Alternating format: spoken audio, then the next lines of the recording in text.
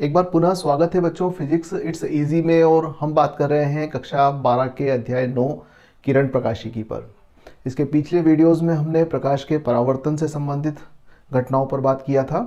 अब हम बात करने वाले हैं प्रकाश के अपवर्तन पर। अपवर्तन के बारे में आपने पिछले कक्षाओं के अंदर पढ़ा है कि प्रकाश जब एक माध्यम से दूसरे माध्यम में प्रवेश करता है तो अपने मार्ग से विचलित हो जाता है और इस घटना को प्रकाश का अपवर्तन कहते हैं। अपवर्तन के लिए प्रकाश को एक माध्यम से दूसरे माध्यम में प्रवेश करना होता है। माध्यम को हम एक प्रकाशीय गुण के आधार पर क्लासिफाई कर सकते हैं जिसको अपवर्तनांक कहते हैं। तो अपवर्तनांक के आधार पर माध्यम को सघन माध्यम या विरल माध्यम में विभाजित किया जाता है। दोनों तुलनात्मक वाली बात है कि प्रकाश विरल माध्यम से सघन माध्यम में जाता है या फिर सघन से विरल में जाता है। तभी हम कहते हैं कि प्रकाश का एक माध्यम से दूसरे माध्यम में गमन हो रहा है। तो प्रकाश के अपवर्तन की घटना दो माध्यमों से संबंधित है। प्रकाश एक माध्यम से आपतित होता है और दूसरे माध्यम के अंदर अपवर्तित होता है। तो आइए हम इसे समझ लेते हैं। माना कि यह एक अपवर्तक पृष्ठ है और इस अपवर्तक पृष्ठ पर प्रकाश इस प्रकार से आपतित होता है। यह आपतित प्रकाश की किरण हुई। यदि इस बिंदु पर हम सतह पर एक लंब बनाए तो इसे अभिलंब कहेंगे। यह अभिलंब है। और यदि ऊपर वाला माध्यम विरल माध्यम है और प्रकाश विरल से सघन में प्रवेश करेगा तो मूल रूप से इस प्रकाश की किरण को इस दिशा में आगे जाना था जो कि डॉटेड लाइन से हमने प्रदर्शित किया है। परंतु प्रकाश इस लाइन को छोड़कर अभिलंब की ओर झुक जाता है। तो आप देखिएगा कि प्रकाश की किरण इस प्रकार से आई है, डॉटेड लाइन की दिशा में इसे जाना था परंतु यह अभिलंब की ओर झुक जाती है। मतलब प्रकाश जब विरल माध्यम से सघन माध्यम में आता है तो अभिलंब की ओर झुकता है। इस कोण को आपतन का कोण कहते हैं और इस कोण को अपवर्तक कोण कहते हैं, अपवर्तन कोण कहते हैं। इसका विपरीत भी हम बात कर सकते हैं कि प्रकाश जब सघन से विरल में आएगा तो क्या होगा। तो माने कि यह एक अपवर्तक सतह है जिसमें ऊपर सघन माध्यम है और नीचे विरल माध्यम है और इस सतह के ऊपर यह अभिलंब बना लेते हैं और प्रकाश की किरण आपतित होती है। तो प्रकाश की किरण इस प्रकार से आपतित होती है। यदि माध्यम में परिवर्तन नहीं होता तो प्रकाश की किरण इस डॉटेड लाइन को फॉलो करती हुई आगे निकल जाती, परंतु अपवर्तन के कारण से यह अभिलंब से दूर हट जाती है। तो जब सघन से विरल में आता है तो आपतन कोण छोटा होता है, अपवर्तन कोण बड़ा होता है, और जब विरल से सघन में आता है तो आपतन कोण बड़ा होता है और अपवर्तन कोण छोटा होता है। तो हमने ये समझा कि प्रकाश जब विरल माध्यम से सघन में आएगा तो अभिलंब की ओर झुकेगा और जब सघन से विरल में आएगा तो अभिलंब से दूर हटेगा। तो ये अपवर्तन के अंतर्गत होता है। अब अपवर्तन किन नियमों का पालन करता है इस पर बात कर लेते हैं। तो जैसे हमने परावर्तन के नियम पढ़े थे वैसे ही अपवर्तन के नियम भी होते हैं। पहला नियम कहता है कि आपतित किरण, ये वाली किरण आपतित किरण है। इसको यदि अपन ओ ए नाम दे देते हैं, इस बिंदु को ओ बिंदु देते हैं, इसको बी कहते हैं, तो ए ओ आपतित किरण कहलाती है।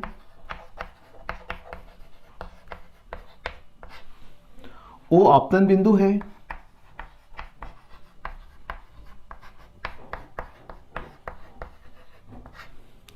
ओ बी अपवर्तित किरण।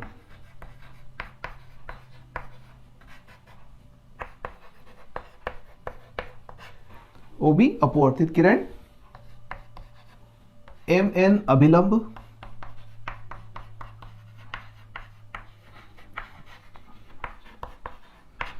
ये अभिलंब है। तो ये जो कोण बनता है ए ओ एम, कोण ए ओ एम, इसको आई से प्रकट किया है और इसे आपतन कोण कहते हैं।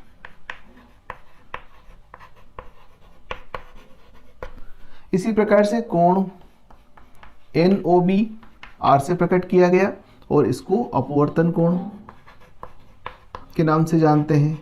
तो ये अपवर्तन कोण हुआ। यहाँ पर भी अगर हम नामांकन कर दें तो ये नामांकन हो जाएगा इस प्रकार से। हम अपवर्तन के नियम की बात कर रहे थे और अपवर्तन के नियम है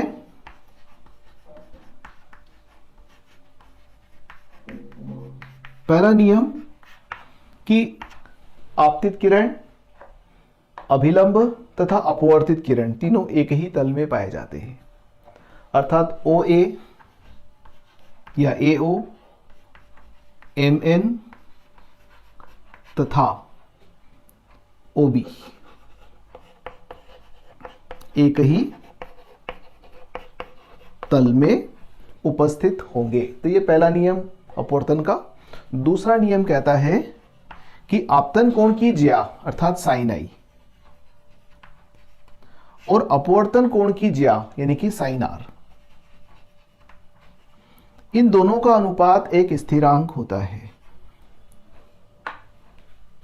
आपतन कोण की ज्या तथा अपवर्तन कोण की ज्या का अनुपात एक स्थिरांक होता है जिसे माध्यम का अपवर्तनांक कहते हैं।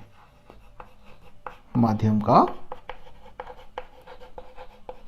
अपवर्तनांक सामान्यतः म्यू से प्रकट किया जाएगा। हम इसके बारे में और बात करेंगे। तो अपवर्तन के अंदर हमने सीखा कि विरल माध्यम से सघन माध्यम में आने पर अभिलंब की ओर झुकती है, सघन से विरल जाने पर अभिलंब से दूर हटती है। ये वाली किरण आपतित किरण कहलाती है, यह अभिलंब कहलाता है, यह अपवर्तित किरण कहलाती है। ये कोण आपतन का कोण है और ये अपवर्तन का कोण है। अपवर्तन का नियम कहता है कि आपतित किरण, अभिलंब तथा अपवर्तित किरण तीनों एक ही तल में पाए जाते हैं। दूसरा नियम है आपतन कोण की ज्या तथा अपवर्तन कोण की ज्या का अनुपात एक स्थिरांक होता है जिसे माध्यम का अपवर्तनांक कहते हैं। अब हम लोग अपवर्तनांक के बारे में थोड़ी सी डिटेल बात कर लेते हैं। जैसा कि इस चित्र में हम कह रहे हैं कि ऊपर वाला माध्यम विरल है और नीचे वाला सघन है। हम इसको 1 नंबर और इसको 2 नंबर से यदि प्रकट करें तो इस चित्र के लिए हमें लिखना होगा 1 म्यू 2 बराबर साइन आई बटे साइन आर। इस 1 म्यू 2 का क्या अर्थ हुआ? प्रकाश की किरण पहले माध्यम से दूसरे माध्यम में प्रवेश कर रही है और इसको पढ़ा क्या जाएगा कि पहले के सापेक्ष दूसरे माध्यम का अपवर्तनांक, यानी कि अपवर्तनांक किसका? दूसरे माध्यम का। तो प्रथम माध्यम के सापेक्ष द्वितीय माध्यम का अपवर्तनांक 1 म्यू 2 से प्रकट होगा। 1 म्यू 2 इसका मतलब हुआ कि प्रथम माध्यम के सापेक्ष द्वितीय माध्यम का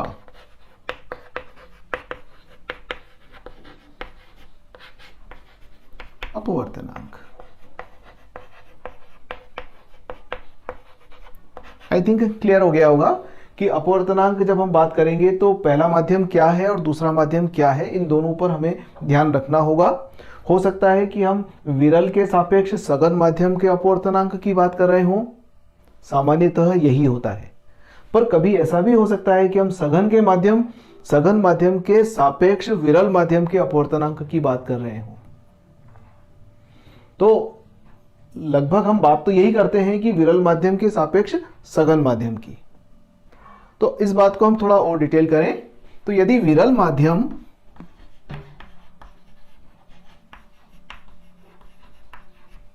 वायु या निर्वात है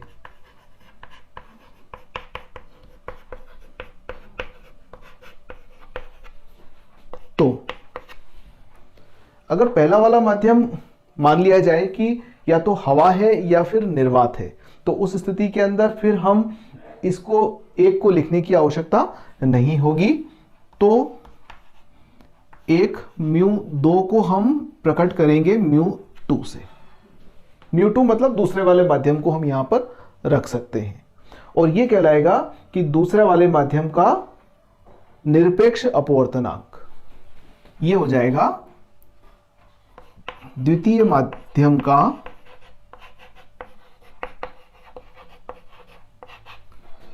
का निरपेक्ष अपवर्तनांक।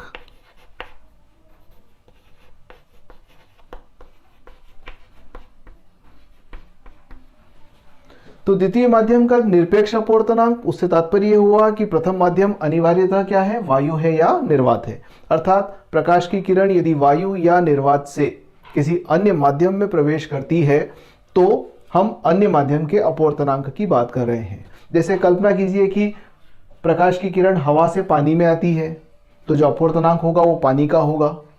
यदि हवा से कांच में आती है तो अपवर्तनांक किसका होगा, कांच का होगा।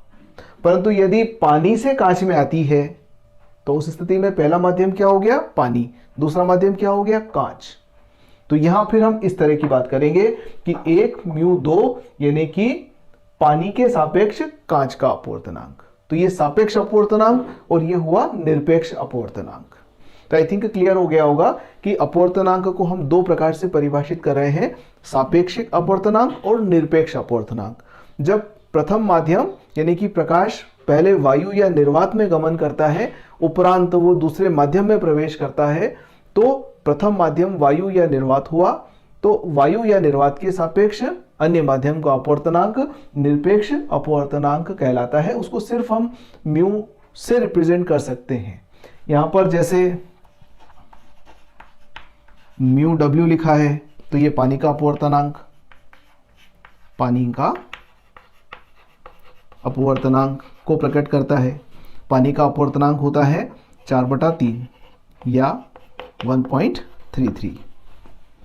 याद रखिएगा इस बात को कि पानी का निरपेक्ष अपवर्तनांक कितना होता है, 4/3 या 1.33 या म्यू जी लिखते हैं। इसका मतलब कांच का अपवर्तनांक,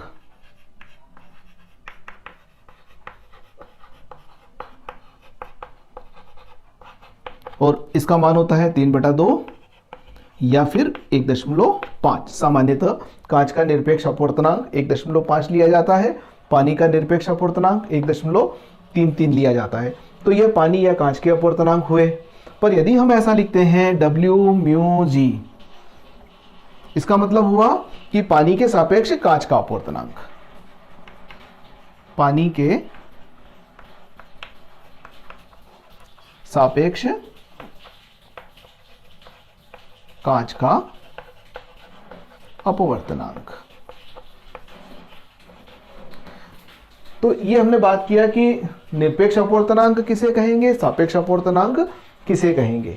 यहां एक बात और हम आपको बता दें कि यदि प्रकाश की किरण, कल्पना कीजिए कि यहां पर एक दर्पण रखा हुआ है, समतल दर्पण रखा हुआ है, और उस समतल दर्पण पर लंबवत आपतित होती है। ध्यान दीजिएगा, ये प्रकाश की किरण समतल दर्पण पर लंबवत आपतित होती है, यानी कि परावर्तन होगा, आपतन का कोण 0 है, परावर्तन का कोण भी 0 होगा, अर्थात उसी मार्ग का अनुसरण करती हुई लौट जाएगी।